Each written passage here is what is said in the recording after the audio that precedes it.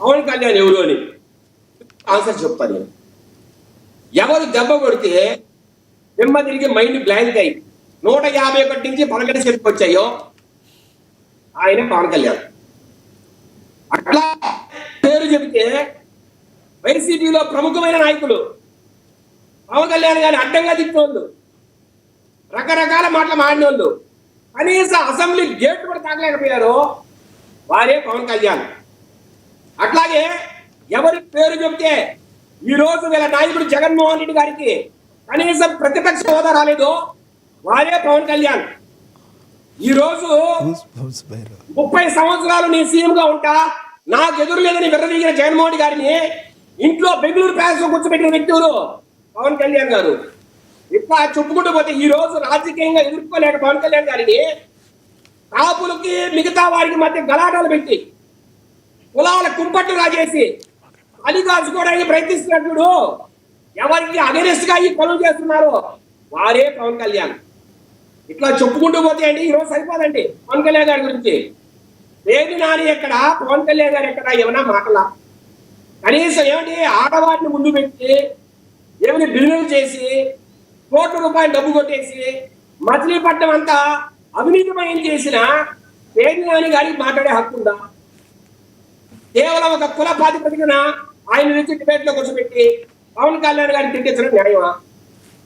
నిజంగా ఆయన అంత గొప్ప వ్యక్తి భార్య పేరుతో బిజినెస్ చేస్తూ ₹1 కొల్లగొట్టి ఏమండి ఈ రోజు చంద్రబాబు నాయుడు గారు అనుకున్నా, పవన్ కళ్యాణ్ అనుకున్నా పేరు నాని గారి సతీమణి ఈ రోజు జైల్లో ఉండాల్సిన పరిస్థితి.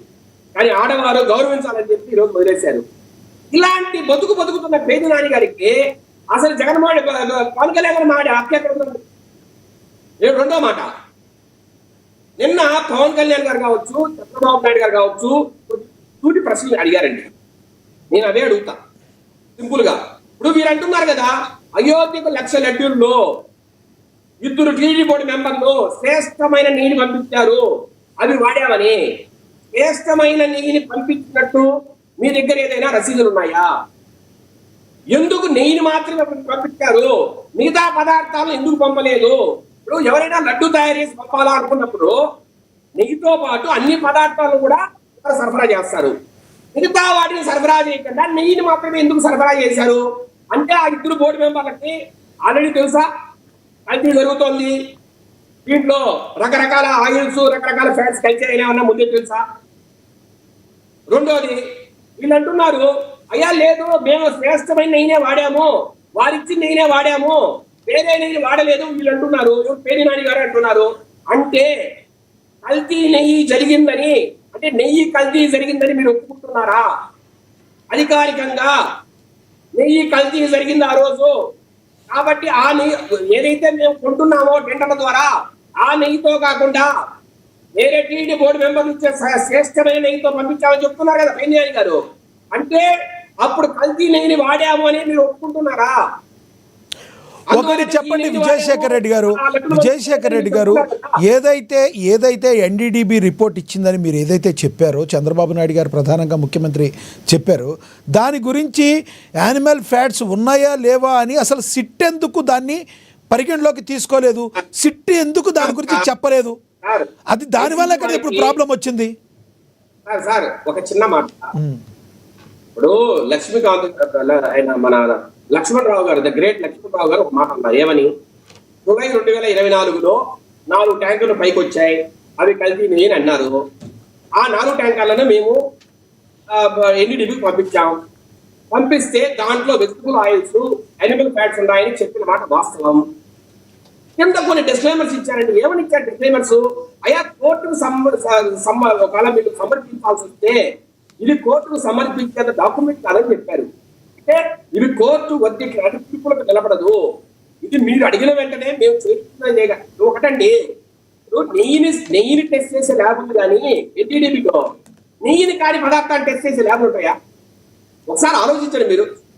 ఇప్పుడు నెయ్యిని అంటే ఏదైతే ఒరిజినల్ నెయ్యి ఉంటుందో ఆ నెయ్యిని పంపిస్తే ఎన్డీడీబీ టెస్ట్ చేస్తారు. కానీ నెయ్యి అనే పదార్థం అంటే కొన్ని రసాయనాల్ని, కొంత పామాయిల్ కలిపి ఒక మిశ్రమాన్ని తయారు చేసి దాన్ని తీసుకెళ్ళి ఎన్డీడీబీకి ఇస్తే వాళ్ళు ఖచ్చితమైన అంచనాలు ఎలా చెప్పగలుగుతుంది?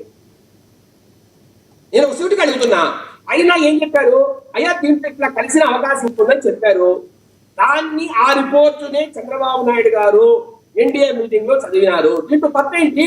రైట్ రైట్ ఒకటి చెప్పండి, దీనికి ఎప్పుడు పులి స్టాప్ పడుతుంది? ఏపీలో అనేక అభివృద్ధి కార్యక్రమాలు జరగాల్సినవి ఉన్నాయి, ఎప్పటికి పులి స్టాప్ పడుతుంది?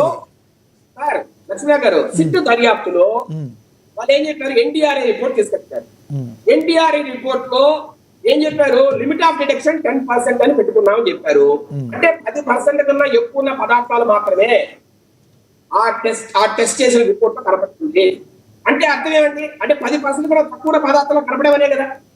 అంటే ఆ 10% కన్నా తక్కువ పదార్థాల్లో అనిమల్ ఫ్యాట్స్ ఉండే అవకాశం లేదా? రెండోది, నేను సూటికి అడుగుతున్నా, లిమిట్ ఆఫ్ డిటెక్షన్ 10% పెట్టుకోమని ఎవరు చెప్పారు? ఎందుకు పెట్టారు? రెండోది, ఎన్డీడీపీ రిపోర్ట్ కనపడిన వెజిటబుల్ ఆయిల్స్ ఏమో ఎన్డీఆర్ఐ కనపడతాయి. అదే ఎన్డీడీపీ రిపోర్ట్ కనపడిన అనిమల్ ఫ్యాట్స్ ఏమో ఎన్డీఆర్ఐ.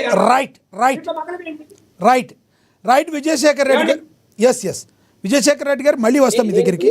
ఎస్ నిన్న పవన్ కళ్యాణ్ గారు కావచ్చు, అట్లాగే ఒకటే అడుగుతున్నాం. ఇప్పుడు వైవి సుబ్బారెడ్డి గారు ఆ రోజు 4 సంవత్సరాలు చైర్మన్ గా ఉన్నారు. ఆయన భార్య సతీమణి గారు బైబిల్ పెట్టుకొని తిన్నారు. ఆమె ఎక్కడికి వెళ్ళా బైబిల్ పెట్టుకొని తిరుగుతుంది. అట్లాగే ఇంకొక సంవత్సరము కోమలి కరుణాకరెడ్డి గారు ఉన్నారు. ఆయన ఏమన్నారండి? నా పాత చెప్తూ కొడితే ఏమవుతుందని మాట్లాడే వ్యక్తి. ఇలాంటి వ్యక్తులు మీరు టీడీపీ బోర్డు పాలక మండలి చైర్మన్ గా పెట్టి మీరు ఇన్ని దురాఘాతాలు చేసిన తర్వాత ఏం చెప్పారండి? అయ్యా మీరు క్షమాపణ చెప్పండి, ప్రజలకు తప్పు జరిగింది ఒప్పుకోండి అని అడిగారు. అది తప్ప అండి? రైట్ రైట్ విజయశేఖర్ రెడ్డి గారు, అయ్యా ఇదిగో పాలక మండలిలో ఈ తప్పు జరిగింది, కల్తీ జరిగిన మన వాస్తవం, దానికి మీకు క్షమాపణ చెప్తాం, మాకు తెలియక జరిగిందని చెప్పాలి కదా. రైట్ రైట్ కొత్తగా కూడా ఆయన వత్తాల్సి వెళ్తున్నాడు అర్థమేమని. అటు ఇద్దరు కూడా ఆ కుటుంబంలో భాగమని. ఎస్ ఇంకో ఇద్దరు గెస్టులు ఉన్నారు, మళ్ళీ మాట్లాడతారు. ఎస్ మీ అభిప్రాయం అర్థమైంది. ఎస్ జగన్మోహన్ రెడ్డి గారే ఉంటారా ఈ కుట్రలో? లేదు, ఇంకా క్రైస్తవ మిషనరీలు విదేశీ శక్తుల కుట్ర కూడా దీంట్లో ఉందా? మళ్ళీ అడుగుతున్నా, విదేశీ శక్తులు క్రైస్తవ మిషనరీలు జగన్మోహన్ కుట్ర కలిపేసిందా? రైట్ రైట్ విజయశేఖర్ రెడ్డి గారు మళ్ళీ మాట్లాడతాం మీతో మనతోటి. ఎస్ సార్ మళ్ళీ మాట్లాడతా మనతోటి వైసీపీ నేత చిత్త విజయభాస్కర్ రెడ్డి గారు ఉన్నారు, ఆయనతో మాట్లాడదాం. విజయభాస్కర్ రెడ్డి గారు నమస్తే అండి. నమస్తే అండి, అందరికీ నమస్కారం. నిన్న పవన్ కళ్యాణ్ గారు మాట్లాడుతూ హిందువులు కూడా కొంత మారాల్సిన సమయం అయితే ఉంది, ఎందుకంటే వేరే మతంలో జరిగితే ఇలాంటివి అసలు ఉండవు, కానీ హిందువుల్లో మాత్రమే ఇలా అనైక్యత ఉండటం వలన ఈ రకంగా జరిగిందన్నారు. దాని గురించి మీరు యాక్సెప్ట్ చేస్తారా? అట్లా ఎట్లా అవుతుందండి? మీకు ఒక మాట చెప్తానండి. శేఖర్ రెడ్డి గారు మాట్లాడుతూ పవన్ కళ్యాణ్ గారు చాలా గొప్ప వ్యక్తి, ఆయన నుంచే ఫస్ట్ పాయింట్. రెండోది, ప్రతిదీ పవన్ కళ్యాణ్ గారి వల్లనే జగన్మోహన్ రెడ్డి ఇంట్లో కూర్చున్నాడు, బెంగళూరులో కూర్చున్నాడు, లేకపోతే 11 సీట్లు వచ్చినాయి, గేటు దొక్కలేకపోతున్నాడు, అది దొక్కలేకపోతున్నాడు.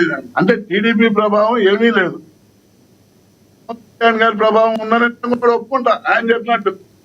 మరి మీరెందుకున్నట్టు? మీరు కల్తీలు చేయడానికి ఉన్నట్ట ఒకటి. చంద్రబాబు ఎవరని అనలేదు కదండి, అందుకని ఆయన చెప్పలేదు.